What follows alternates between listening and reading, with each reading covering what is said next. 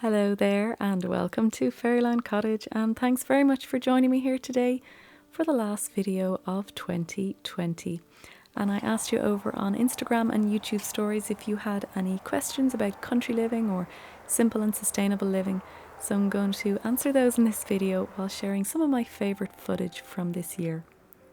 So I'll start with one of the most common questions was, did you always live this way? And if you didn't, what made you change your lifestyle? So I didn't always live this way. I had no real interest in living sustainably. I lived a very fast-paced life. I didn't want to slow down. I thought the faster the better, the more convenient the better. I had no awareness of the impact that my life had on the environment. I loved everything plastic. I bought cheap. I loved buying loads of different products. So yeah, I just did not live anyway sustainably at all, or slow. And then I worked for a year abroad in the countryside, and I slowed down and I absolutely fell in love with the countryside. So when I got home, I put into motion finding a place in the countryside. And then in relation to sustainable living, it was seeing all the videos online of all the plastic pollution. It just really woke me up to the way I was living my life, and I saw other cultures as well, and I started to research other cultures and how they live more simply and with the land. And then everything just started to slowly change. So then another common question was, where do you start, especially if you're a beginner? So for me, I was an absolute beginner. I still see myself as a beginner, learning every day. So I started first with the attitude change, and then what I started to do is look at all the rubbish I had in the house. Went through it all, went down to the local recycling centre, asked the employees their questions of what could be recycled, what couldn't, and just finding out more information about where a product went to at the end of its life. And then what I did is I started to go through all the different products I had, all the different cleaning products, beauty products, and you'd be surprised how long it takes to get through all those. And while I'm doing that, I was researching more sustainable practices and looking how to make my own products as well. So it's a slow start, and it's day by day, and it's continuing to this day.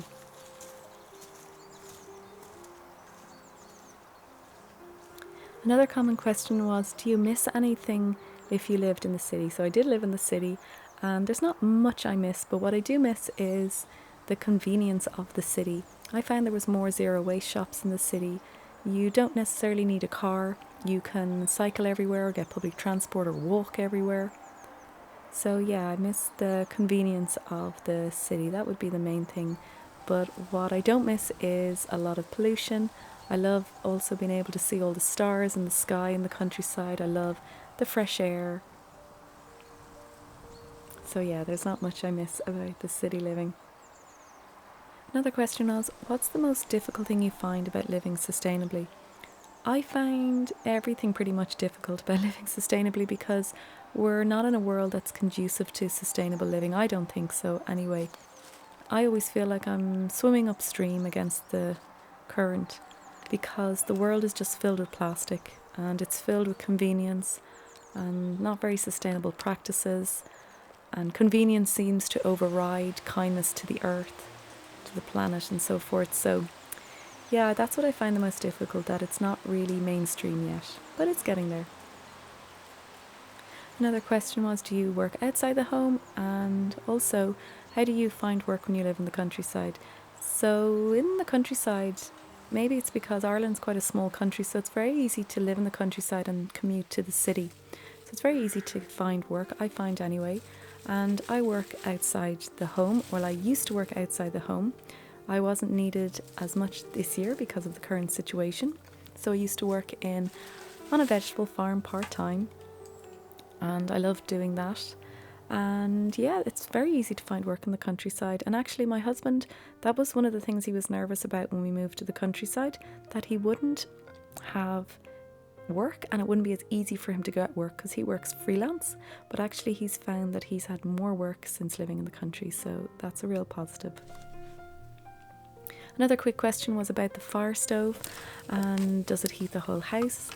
Yes, it does. It's a huge fire stove and it heats the entire house. There is electrical radiators, but we don't use them. So yeah, it heats the whole house. It can be a little bit cold in the morning, but once it's warm, it is really cozy.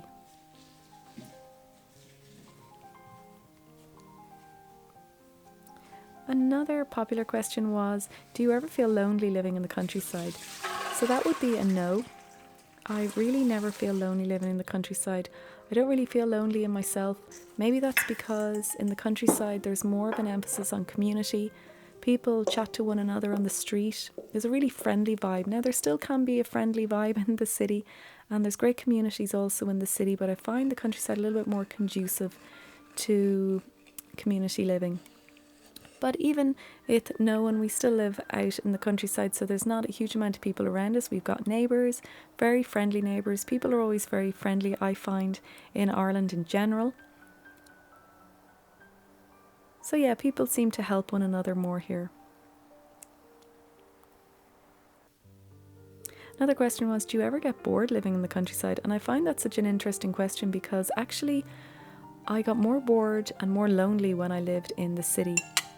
So I never get bored at all. There's always something to do when you're living simply or you're living in the countryside, whether that's working in the garden, growing vegetables, working on the land, whether it's making new products, whether it's prepping food, because when you're cooking everything from scratch, it can take more time.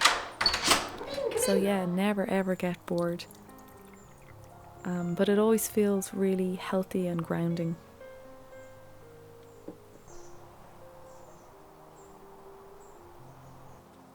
So there's much more presence I find here in the countryside. In the city, I was bored and I'd always be wanting something else to do, whereas in the countryside you just don't get time to be bored.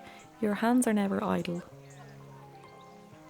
Someone else asked what sacrifices you've made to live in the countryside. I think the main sacrifice is not living close to everything, say shops and so forth. So that would be the main compromise. And you have to have a car here in the countryside. We couldn't even cycle to the local town. It wouldn't be close enough. So that would be the main sacrifice, I think.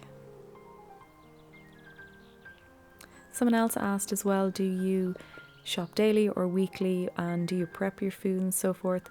So we shop once a week. We have a great veggie store we go to and a health shop, and we get everything we need. And this year we haven't been able to get as much package-free products, so we were compromising and buying in huge quantities, and you just do what you can.